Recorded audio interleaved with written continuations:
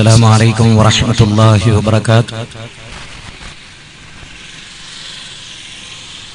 الحمد لله رب العالمين، نحمده ونستعينه ونؤمن به ونتوكل عليه، ونعوذ بالله من شرور أنفسنا ومن سيئات أعمالنا، من يهده الله فلا مضل له ومن يضلل فلا هادي له.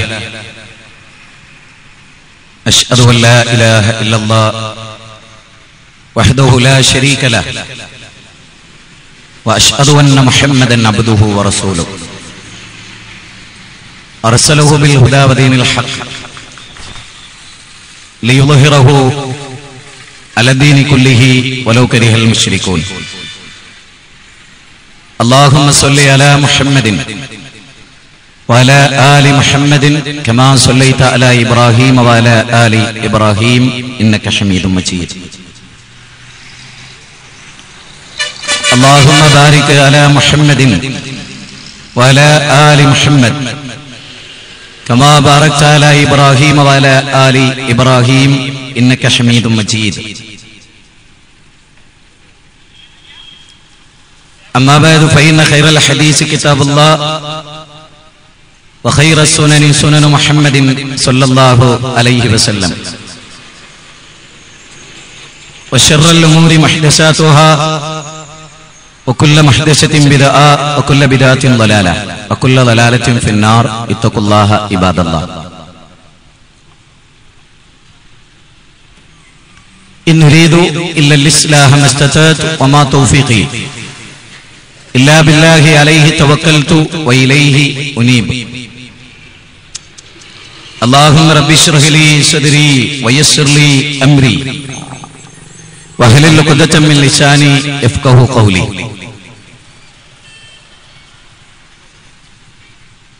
أعوذ بالله من الشيطان الرجيم. بسم الله الرحمن الرحيم. ومن أحسن قولا ممن دعا إلى الله وعمل صالحا وقال إنني من المسلمين. ബഹുമാന്യനായ യോഗത്തിന്റെ അധ്യക്ഷൻ, ആദരണീയനായ ഉദ്ഘാടകൻ,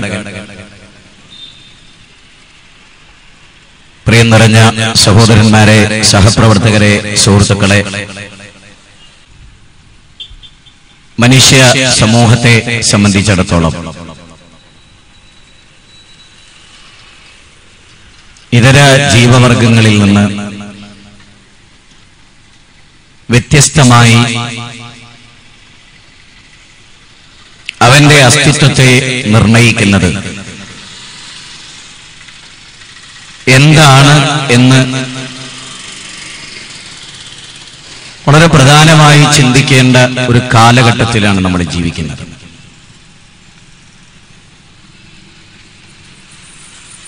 നമ്മൾ എന്തിനാണ് ഈ ഭൂമുഖത്ത് ജീവിക്കുന്നത്? ഞാൻ വളരെ ചുരുങ്ങിയ സമയം സംസാരിക്കാനാണ് ഉദ്ദേശിക്കുന്നത്, സാഹചര്യം ആ രൂപത്തിലായതുകൊണ്ട് തന്നെ. എന്താണ് യഥാർത്ഥത്തിൽ കേരള നദുവത്തുൽ മുജാഹിദീൻ ഇതര മുസ്ലിം സംഘടനകളിൽ നിന്ന് വ്യത്യസ്തമായി കേരളത്തിലെ മനുഷ്യരുടെ മുമ്പാകെ വെക്കുന്നത്? ഇത് വളരെ പ്രധാനമായ ഒരു ചർച്ചയാണ്. എന്തിലേക്കാണ് ആളുകളെ നമ്മൾ ക്ഷണിക്കുന്നത്? എന്തിനെ സംബന്ധിച്ചാണ് ആളുകളോട് നമ്മൾ ഗൗരവമായി പറയേണ്ടത്? ഈ കാര്യങ്ങളെല്ലാം വ്യവച്ഛേദിച്ച് പ്രമാണങ്ങളുടെ വെളിച്ചത്തിൽ മാറ്റുരച്ചു നോക്കി പഠിക്കേണ്ട കാര്യമാണ്. നമ്മളൊക്കെ എന്തിനാണ് ഇവിടെ ജീവിക്കുന്നത്? നമ്മുടെ ജീവിതത്തിന്റെ മൗലികമായ ലക്ഷ്യമെന്താണ്? ആ ലക്ഷ്യ സാക്ഷാത്കാരത്തിന് വേണ്ടി എന്തൊക്കെ വിശ്വസിക്കണം, എന്തൊക്കെ ആചരിക്കണം? സ്വഭാവങ്ങളും പെരുമാറ്റങ്ങളും വർത്തനങ്ങളുമൊക്കെ എന്തായിരിക്കണം എന്നതിനെ സംബന്ധിച്ച് ഗൗരവമായ ഒരു ചർച്ചയാണ് വളരെ സമയബന്ധിതമായി നിങ്ങളുടെ മുമ്പാകെ ഞാൻ അവതരിപ്പിക്കാൻ ഉദ്ദേശിക്കുന്നത്. ഇസ്ലാമിനെ സംബന്ധിച്ചിടത്തോളം അത് കാലഘട്ടത്തിന്റെ മാറ്റത്തെയും താല്പര്യങ്ങളെയും മനസ്സിലാക്കി മാറിക്കൊണ്ടേയിരിക്കുന്ന ഒരാശയത്തിന്റെ പേരല്ല ഇസ്ലാം. കാലം എത്ര പുരോഗമിച്ചാലും ലോകം എത്ര പരിവർത്തനങ്ങൾക്ക് വിധേയമായാലും ഇസ്ലാം എന്നും മനുഷ്യ സമൂഹത്തിന്റെ ജീവിതത്തിന്റെ എല്ലാ വശങ്ങളെയും ചൂഴ്ന്നു നിൽക്കും ഇസ്ലാം എന്നുള്ളതാണ് സത്യം. ലോകം എത്ര പുരോഗമിക്കുമെന്നറിയാവുന്ന ലോകത്തിന്റെ നാഥനാണ് ഇസ്ലാം അവതരിപ്പിച്ചത്. മനുഷ്യർക്ക് എത്രത്തോളം പുരോഗതി ഉണ്ടാവും അതറിയുന്ന പടച്ചതമ്പുരാനാണ് ഇസ്ലാമിനെ അവതരിപ്പിച്ചിട്ടുള്ളത്. അതുകൊണ്ട് തന്നെ പടച്ചതമ്പുരാൻ അവതരിപ്പിച്ച ദീനിന് കാലത്തെ അതിജയിക്കാൻ കഴിയാത്ത ഒരു സാഹചര്യം ഉണ്ടാകുമെന്ന് വിചാരിക്കരുതെന്നാണ്.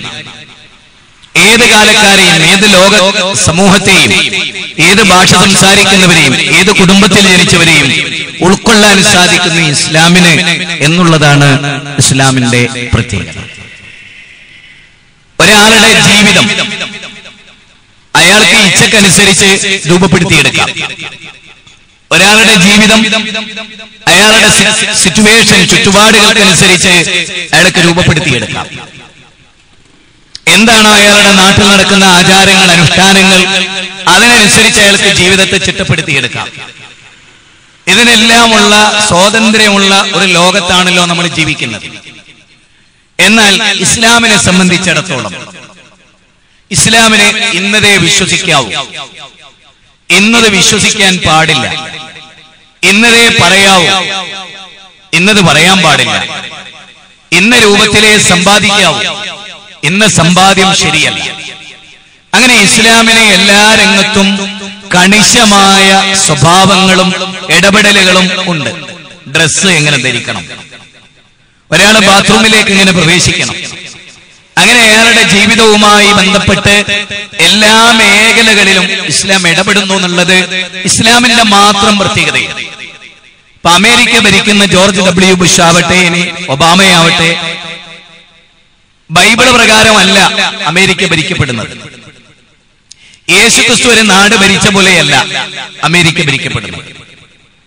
കാരണം യേശുക്രിസ്തു അങ്ങനെ ഒരു രാജ്യം ഭരിച്ചിട്ടില്ല, ജുഡീഷ്യറി നടപ്പാക്കിയിട്ടില്ല. ബൈബിളിലുടനീളം പരിശോധിച്ചാൽ അങ്ങനെ ഒരു രംഗം നമുക്ക് കാണാൻ കഴിയില്ല. നേരെ മറിച്ച് സൗദി അറേബ്യ ഭരിക്കുന്നത് ഇസ്ലാമിന്റെ നിയമം അനുസരിച്ചാണ് 80%. അത്രയും പറയുന്നത്. ആ നടക്കപ്പെടുന്നതൊക്കെയും 100% ഇസ്ലാമിൽ ഭരണമില്ലാത്തതുകൊണ്ടല്ല, സൗദി ഭരണകൂടത്തിന് അത്രയെങ്കിലും സാധിക്കുന്നു എന്നതാണ് അതിലെ പ്രശംസനീയമായ വശം. ഒരുപാട് അറബ് രാജ്യങ്ങളുണ്ട്. അറബ് രാജ്യങ്ങളൊന്നും ഇസ്ലാമിക ഭരണകൂടമല്ല, മുസ്ലിം സമുദായമാണ്. ഇസ്ലാം ഭരിക്കുന്നുണ്ട്, മുസ്ലിങ്ങൾ ഭരിക്കുന്നുണ്ടെങ്കിലും ഖുർആനും സുന്നത്തും അനുസരിച്ച് ഭരിക്കപ്പെടുന്ന നാടല്ല അറബ് രാജ്യങ്ങൾ. 52-ലധികം വരുന്ന അറബ് രാജ്യങ്ങൾ. സൗദി അറേബ്യയിൽ മിക്ക കാര്യങ്ങളും ഖുർആൻ എന്ത് പറയുന്നു, സുന്നത്ത് എന്ത് പറയുന്നു, പണ്ഡിതന്മാരാണ് അവിടെ ജഡ്ജികൾ. അവിടുത്തെ ജഡ്ജികൾ എന്ന് പറയുന്നത് പണ്ഡിതന്മാരാണ്. അവരാണ് ആ കാര്യത്തിൽ ഫത്വ പറയുക. അതിനനുസരിച്ചാണ് അവിടെ വിധി നടക്കുന്നത്. അങ്ങനെ ലോകത്ത് ഒരു മതഗ്രന്ഥത്തെയും ബേസ് ചെയ്തിട്ട് ഒരു വിധി നടത്തുന്ന വേറെ രാജ്യങ്ങളില്ല ഇസ്ലാം അല്ലാതെ.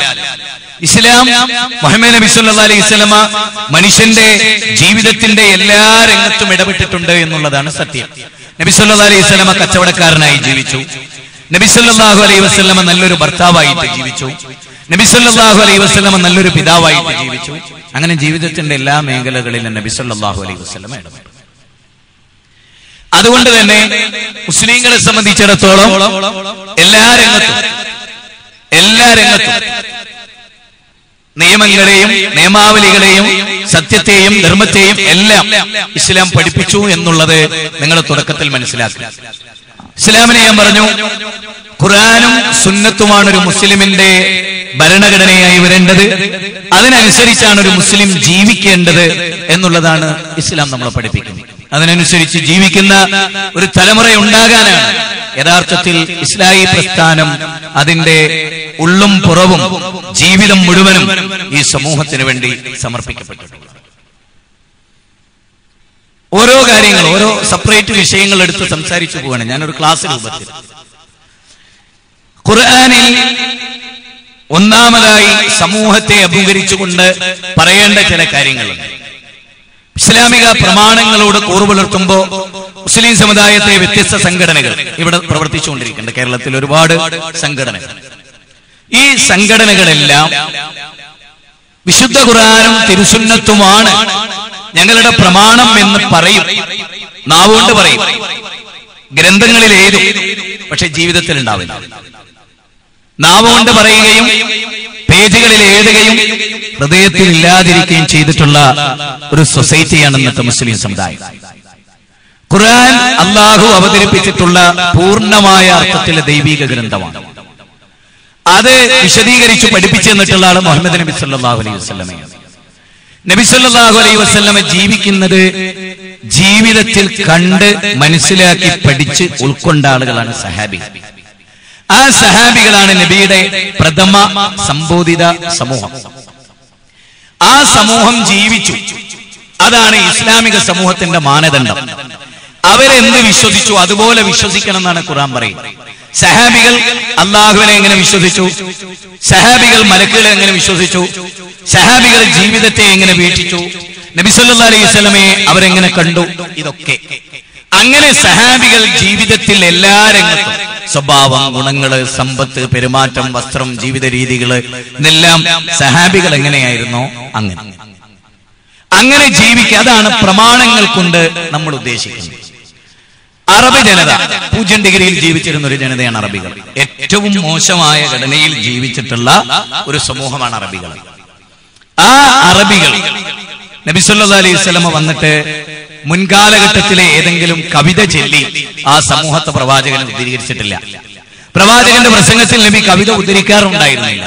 അതാണ് വളരെ പ്രധാനമായ ഒരു കാര്യം. നബി സല്ലല്ലാഹു അലൈഹി വസല്ലം അതിനു മുമ്പേ എഴുതപ്പെട്ട ഏതെങ്കിലും ഒരു വ്യക്തിയെ കുറിച്ച് മുഹീദ്ദീൻമാല അല്ലെങ്കിൽ അതുപോലെയുള്ള മങ്കൂസ്, മൗലൂദ് തുടങ്ങിയിട്ടുള്ള ബെയ്ത്തുകള്, കാലക്കിലകള് ഇത് ഓതിക്കൊടുത്തിട്ട് സമൂഹത്തെ, അല്ലെങ്കിൽ ഇബ്രാഹിം നബീനെ കുറിച്ചുള്ള കുറെ കഥകള് ഇത് വായിച്ചു കൊടുത്ത് ഇബ്രാഹിം നബീന്റെ മഹത്വവും പറഞ്ഞ് ഇബ്രാഹിം നബിയെ ചുറ്റിപ്പറ്റി അങ്ങനെ ജീവിച്ചാണ്. ഇബ്രാഹിം നബീന്റെ മഹത്വം ഖുർആൻ പറയുന്നുണ്ട്, റസൂലും പറഞ്ഞിട്ടുണ്ട്, അത് വേറെ വിഷയം. മറിച്ച് അറബ് ജനതയിൽ എന്തൊക്കെ ജീർണതകൾ ഉണ്ടായിരുന്നോ ആ ജീർണതകൾ നബി സല്ലല്ലാഹു അലൈഹി വസല്ലമ ആ ജീർണതകൾ മാറ്റിയെടുക്കാനാണ് പ്രവാചകൻ. അവർക്കിടയിൽ എല്ലാ തിന്മകളും ഉണ്ടായിരുന്നു. ഇന്ന് നമുക്കിടയിലുള്ള എല്ലാ തിന്മകളും അവർക്കിടയിൽ ഉണ്ടായി. ഒരുപക്ഷെ ചിലതൊക്കെ ഇതിനേക്കാൾ കൂടുതൽ, ചിലതൊക്കെ ഇതിനേക്കാൾ കുറവ്. അന്തസ്സുള്ളവരായിരുന്നു അറബികൾ എന്നുള്ളതാണ് ഒരു പ്രധാന അവരുടെ ഗുണം. വാക്ക് പാലിക്കുമായിരുന്നു, ലംഘിക്കാറുണ്ടായിരുന്നില്ല. ഒരാൾക്ക് അഭയം നൽകിയാൽ അതൊരിക്കലും നശിപ്പിക്കാറുണ്ടായിരുന്നില്ല. അതുപോലെ ഒരു വ്യക്തിയെ സംരക്ഷിക്കുക എന്ന് പറഞ്ഞാൽ അതിനെതിരെ അവർ ശബ്ദിക്കാറുണ്ടായിരുന്നില്ല. അങ്ങനെ ഒരുപാട് ഗുണങ്ങൾ, ഒരുപാട് കാര്യങ്ങൾ. പാവങ്ങൾക്ക് ഭക്ഷണം കൊടുക്കുക, ഭക്ഷണപ്രിയരാവുക, സൽക്കാരപ്രിയരാവുക, ഇതൊക്കെ അവരുടെ ഗുണങ്ങളായി. എന്നാൽ വിശുദ്ധ ഖുർആൻ അവരെ സംബന്ധിച്ച് പറയുന്നത് വൈൻകാനു മിൻ ഖബ്ലി ലഫീ വലാലിൻ മുബീൻ. അവർ വ്യക്തമായ വഴികേടിലായിരുന്നു ആ ജനത എന്നാണ് ഖുർആൻ പറയുന്നത്. ഖുർആനിലെ 62-ാം അധ്യായം 2-ാമത്തെ വചനം, ഖുർആനിലെ 2-ാം അധ്യായം 129-ാമത്തെ വചനം, ഖുർആനിലെ 2-ാം അധ്യായം 151-ാമത്തെ വചനം, ഖുർആനിലെ 3-ാം അധ്യായം 164-ാമത്തെ വചനം.